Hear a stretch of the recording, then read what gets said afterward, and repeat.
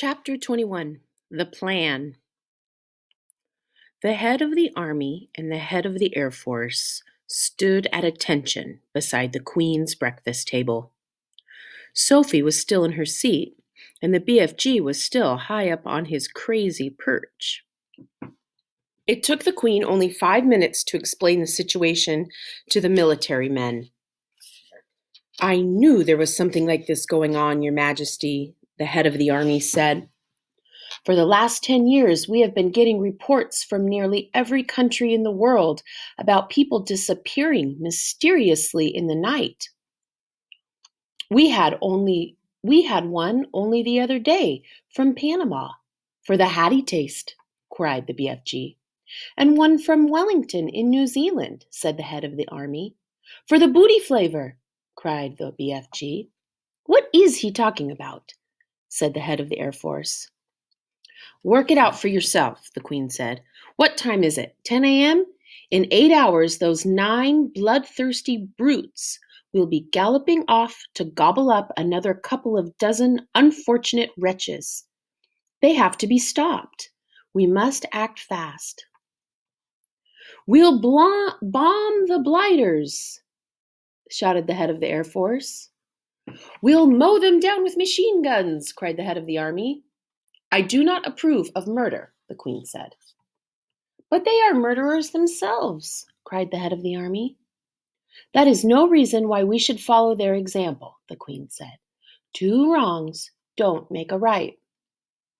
"And two rights don't make a left," cried the BFG. "We must bring them back alive," the Queen said. "How?"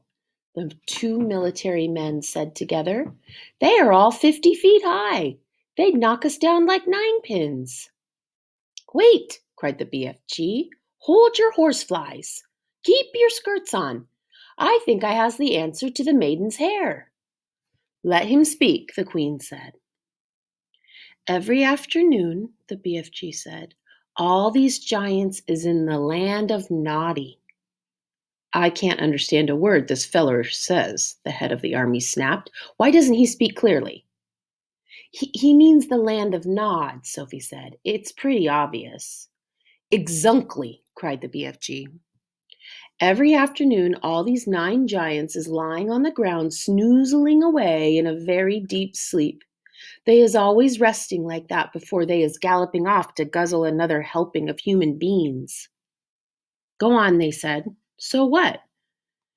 "So what you soldiers has to do is creep up to the giants while they is still in the land of Naughty and tie their arms and legs with mighty ropes and wonking chains." "Brilliant," the Queen said. "That's all very well," said the head of the army, "but how do we get the brutes back here?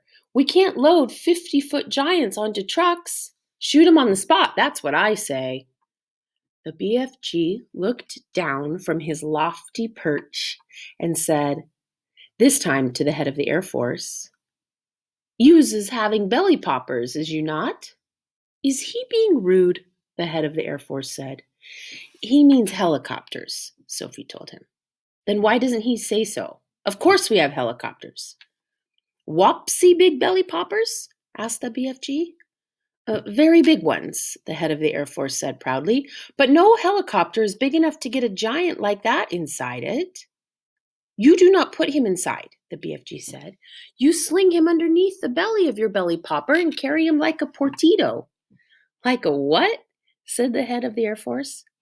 Like a torpedo," Sophie said.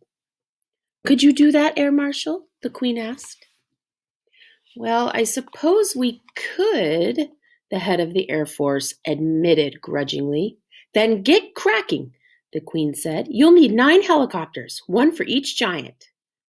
"Where is this place?" the Air Force man said to the BFG. "I presume you can pinpoint it on a map." "Pinpoint?" said the BFG. "Map? I is never hearing these words before. Is this Air Force bean talking slush bangle?" The Air Marshal's face turned the color of a ripe plum. He was not used to being told he was talking slush bungle. The Queen, with her usual admiral tact and good sense, came to the rescue. "BFG," she said, Can you tell us more or less where this giant country is? No, Magister, the BFG said. Not on my Nelly. Then we're jiggered, cried the Army General. This is ridiculous, cried the Air Marshal. You must not be giving up so easy, the BFG said calmly. The first titchy obstacle you meet and you begin shouting, you is biff squiggled. The Army General was no more used to being insulted than the Air Marshal. His face began to swell with fury, and his cheeks blew out until they looked like two huge, ripe tomatoes. Your Majesty, he cried, we are dealing with a lunatic. I want nothing more to do with this ridiculous operation. The Queen, who was used to the tantrums of her senior officials, ignored him completely. BFG, she said, would you please tell these rather dim-witted characters exactly what to do? A pleasure, Magister, said the BFG. Now, listen to me carefully, you two boot-bogglers. Well, the military men began to twitch, but they stayed put. I is not having the foggiest idea where Giant Country is in the world, the BFG said, but I is always able to gallop there. I is galloping forthward and backward from Giant Country every night to blow my dreams into little Chidler's bedrooms. I is knowing the way very well. So all you is having to do is this. Put your 9 big belly hoppers up in the air and let them follow me as I galloping along. How long will the journey take? The Queen asked. If we is leaving now, we will be arriving just as the giants is having their afternoon snozzle. Splendid, said the Queen. Then, turning to the 2 military men, she said, prepare to leave immediately. The head of the army, who was feeling pretty miffed by the whole business, said, that's all very well, Your Majesty, but what are we going to do with the blighters once we've got them back? Don't you worry about that, the Queen told him. We'll be ready for them. Hurry up now, off you go. If it pleases Your Majesty, Sophie said, I should like to ride with the BFG to keep him company. Where will you sit? Asked the Queen. In his ear, Sophie said. Show them, BFG. The BFG got down from his high chair. He picked Sophie up in his fingers.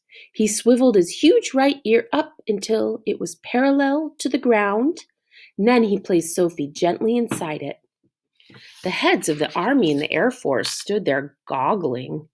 The Queen smiled. You really are rather a wonderful giant, she said.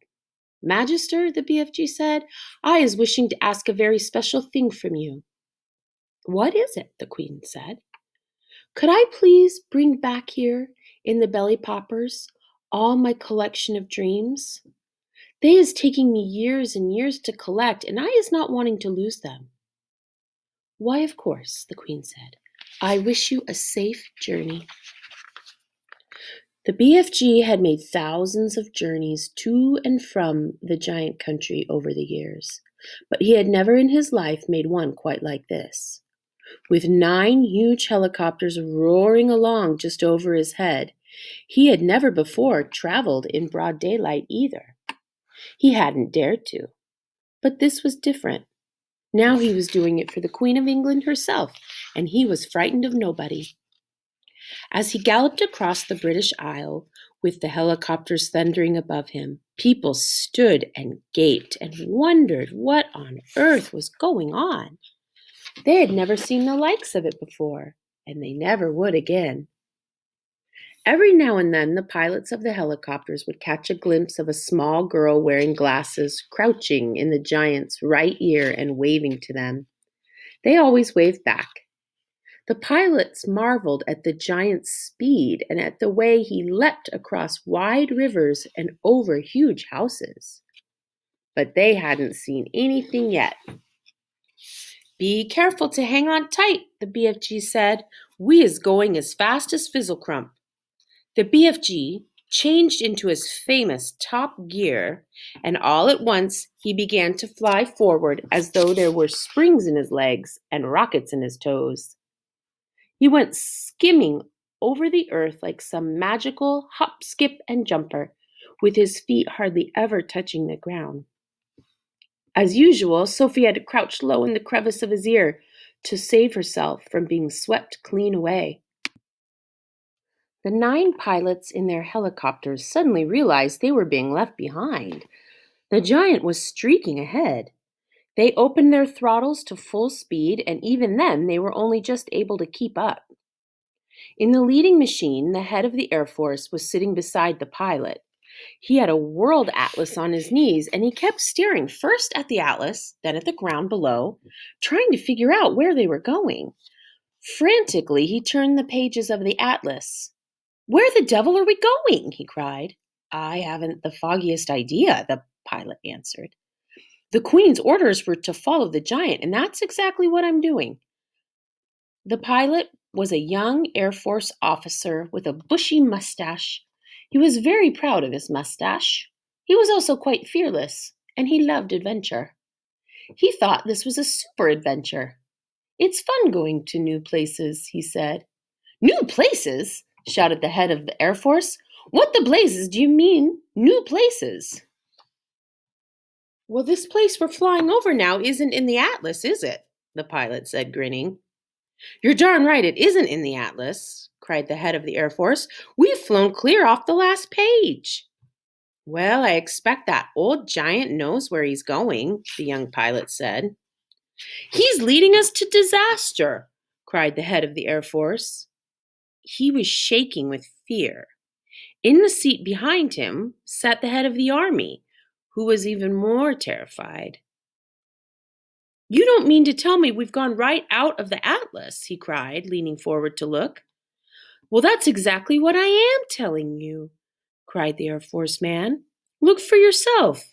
Here's the very last map in the whole flaming atlas. We went off that over an hour ago." He turned the page. As in all atlases, there were 2 completely blank pages at the very end. "So now we must be somewhere here," he said, putting a finger on one of the blank pages. "Where's here?" cried the head of the army. The young pilot was still grinning broadly. He said to them, "That's why they always put 2 blank pages at the back of the atlas. They're for new countries. You're meant to fill them in yourself." The head of the Air Force glanced down at the ground below. "Just look at this godforsaken desert," he cried. "All the trees are dead, and all the rocks are blue." "The giant has stopped," the young pilot said. "He's waving us down." The pilots throttled back the engines, and all 9 helicopters landed safely on the great yellow wasteland. Then each of them lowered a ramp from its belly. 9 jeeps, one from each helicopter, were driven down the ramps. Each jeep contained 6 soldiers and a vast quantity of thick rope and heavy chains. "I don't see any giants," the head of the army said. "The giants is all just out of sight over there," the BFG told him. "But if you is taking these slosh-buckling, noisy belly poppers any closer, all the giants is waking up at once, and then pop goes the weasel." "So you want us to proceed by jeep?" the head of the army said. "Yes," said the BFG. "You must all be very, very hushy quiet. No roaring of motors, no shouting, no mucking about, no piggery jokery. The BFG, with Sophie still in his ear, trotted forward, and the jeeps followed close behind him. Suddenly, the most dreadful rumbling noise was heard by everyone. The head of the army went pea-green in the face. "Those are guns!" he cried. "There is a battle raging somewhere up ahead of us. Turn back! The lot of you! Let's get out of here!" "Pigs spiffle," the BFG said. "Those noises is not guns." "Of course they're guns!" shouted the head of the army. "I am a military man, and I know a gun when I hear one. Turn back!" "Those is just the giants snortling in their sleep," the BFG said. "I is a giant myself, and I know a giant snortle when I is hearing one." "Are you quite sure?" the army man said anxiously. Positive, the BFG said. Proceed cautiously, the army man ordered, and they all moved on. Then they saw them. Even at the distance, they were enough to scare the daylights out of the soldiers. But when they got close and saw what the giants really looked like, they began to sweat with fear. 9 fearsome, ugly, half-naked, 50 feet long brutes lay sprawled over the ground in various grotesque attitudes of sleep, and the sound of their snoring was indeed like gunfire in a battle. The BFG raised a hand and the jeeps all stopped. The soldiers got out. What happens if one of them wakes up? Whispers the head of the army, his knees knocking together from fear. If any one of them is waking up, he will gobble you down before you can say knackjife. The BFG answered, grinning hugely. Me is the only one what won't be gobbled up because giants is never eating giants. Me and Sophie is the only safe ones because I is hiding her if that happens. The head of the army took several places to the rear. So did the head of the Air Force. They climbed rather quickly back into their jeep, ready to make a fast getaway if necessary. Go forward, men, the head of the army said. Go forward and do your duty bravely. Well, the soldiers crept forward with their ropes and chains. All of them were trembling mightily. None dared speak a word. The BFG, with Sophie now sitting on the palm of his hand, stood nearby watching the operation. To give their soldiers their due, they were extremely courageous. There were 6 well-trained, efficient men working on each giant, and within 10 minutes, 8 out of the 9 giants had been trussed up like chickens and were still snoring contently.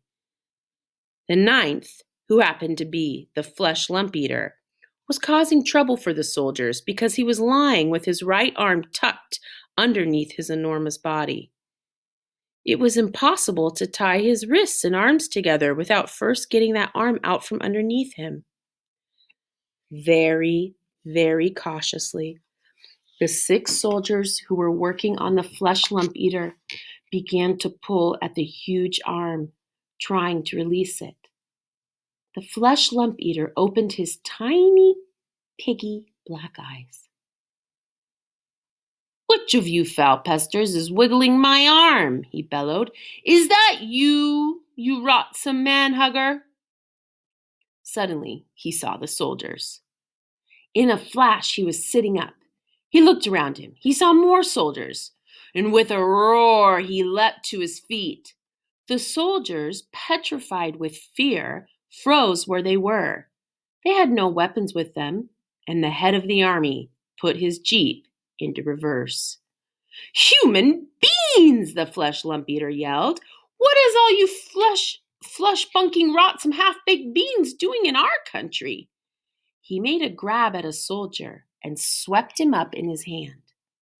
I is having early suppers today, he shouted, holding the poor squirming soldier at arm's length and roaring with laughter. Sophie, standing in the palm of the BFG's hand, was watching, horror-struck. Do something, she cried. Quick, before he eats him. Well, put that human being down, the BFG shouted. The flesh lump eater turned and stared at the BFG.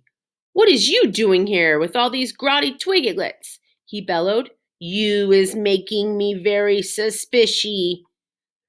The BFG made a rush at the flesh lump eater, but the colossal 54-foot-high giant simply knocked him over with a flick of his free arm. At the same time, Sophie fell off the BFG's palm onto the ground.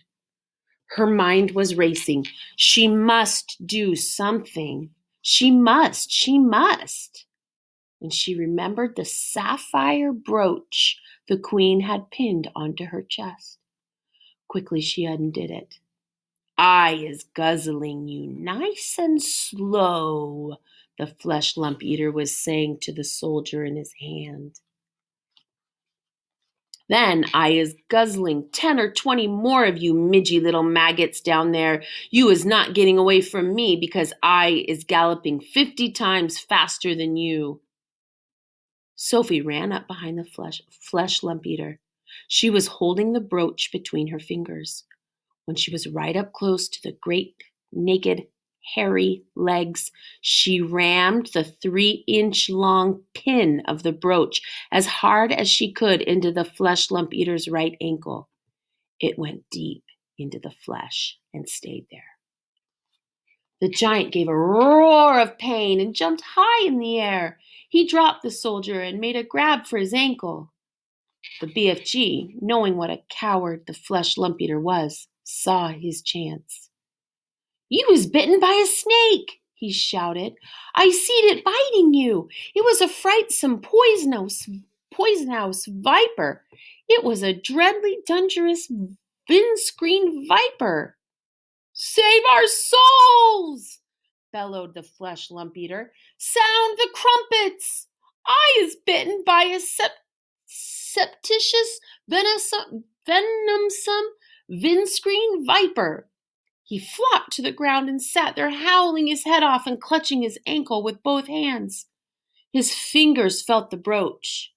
"The teeth of the deadly viper is still sticking into me," he yelled. "I is feeling the teeth sticking into my anklet." The BFG saw his second chance. "We must be getting those viper's teeth out at once," he cried. "Otherwise you is deader than duck soup. I is helping you." The BFG knelt down beside the flesh lump eater. "You must grab your ankles very tight with both hands," he ordered. "That will stop the poisonous juices from the venomsome viper going up your legs and into your heart." The flesh lump eater grabbed his ankles with both hands. "Now close your eyes and grittle your teeth and look up to heaven and say your prayers while I is taking out the teeth of the venomsome viper," the BFG said. A terrified flesh lump eater did exactly as he was told. The BFG signaled for some rope. A soldier rushed it over to him. With both the flesh lump eater's hands gripping his ankles, it was a simple matter for the BFG to tie the ankles and hands together with a tight knot. "I is pulling out the frightsome viper's teeth," the BFG said as he pulled the knot tight. "Do it quickly," shouted the flesh lump eater, "before I is pizened to death. "There we is," said the BFG, standing up. "You can look now."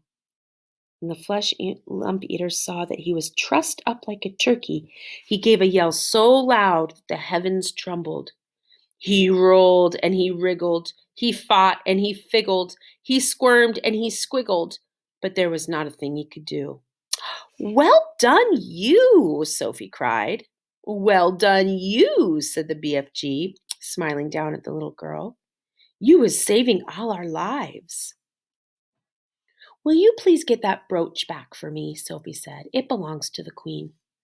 The BFG pulled the beautiful brooch out of the flesh lump eater's ankle. The flesh lump eater howled. The BFG wiped the pin and handed it back to Sophie. Curiously, not one of the other 8 snoring giants had woken up during this schmozzle. When you was only sleeping 1 or 2 hours a day, you was sleeping extra doubly deep, the BFG explained.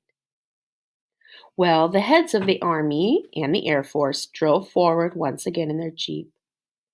"Her Majesty will be very pleased with me," the head of the Army said. "I shall probably get a medal. What's the next move?" "Now you is all driving over to my cave to load up my bottles of dreams," the BFG said. "Oh, we can't waste time with that rubbish," the Army general said. "It's the Queen's order," Sophie said. She was now back on the BFG's hand. So the 9 jeeps drove across to the BFG's cave, and the great dream loading operation began. There were 50,000 jars in all to be loaded up, more than 5,000 to each jeep, and it took over an hour to finish the job. While the soldiers were loading the dreams, the BFG and Sophie disappeared over the mountains on a mysterious errand. When they came back, the BFG had a sack the size of a small house slung over his shoulder. "What's that you've got in there?" the head of the army demanded to know. "Curiosity is killing the rat," the BFG said, and he turned away from the silly man. When he was sure that all the precious dreams had been safely loaded into the jeeps, the BFG said, "Now we is driving back to the belly poppers and picking up the frightsome giants." The jeeps drove back to the helicopters. The 50,000 dreams were carried carefully, jar by jar, onto the helicopters. The soldiers climbed back on board, but the BFG and Sophie stayed on the ground. Then they all returned to where the 9 giants were lying. It was a fine sight to see them, these great air machines hovering over the trussed-up giants. It was an even finer sight to see the giants being woken up by the terrific thundering of the engines overhead. And the finest sight of all was to observe those 9 hideous brutes squirming and twisting about on the ground like a mass of mighty snakes as they tried to free themselves from their ropes and chains. "I is flush bunkled," roared the flesh lump eater. "I is splits wiggled," yelled the child chewer. "I is swalloped," bellowed the bone cruncher. "I is goose gruggled," howled the man hugger. "I is gunsel swiped," shouted the meat dripper. "I is fluck gungled," screamed the maid masher. "I is slop groggled," squawked the gizzard gulper. "I is crod squinkled," yowled the blood bottler.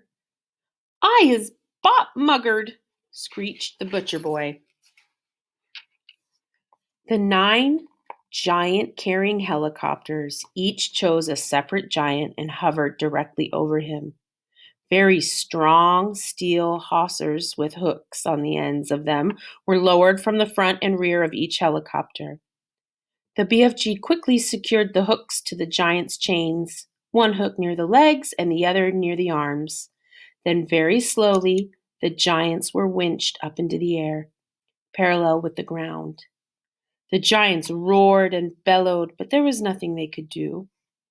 The BFG, with Sophie once more resting comfortably in his ear, set off at a gallop for England. The helicopters all banked around and followed after him. It was an amazing spectacle, those 9 helicopters winging through the sky, each with a trussed-up 50-foot-long giant slung underneath it. The giants themselves must have found it an interesting experience. They never stopped bellowing, but their howls were drowned by the noise of the engines. When it began to get dark, the helicopters switched on powerful searchlights and trained them on the galloping giant so as to keep him in sight. They flew right through the night and arrived in England just as the dawn was breaking.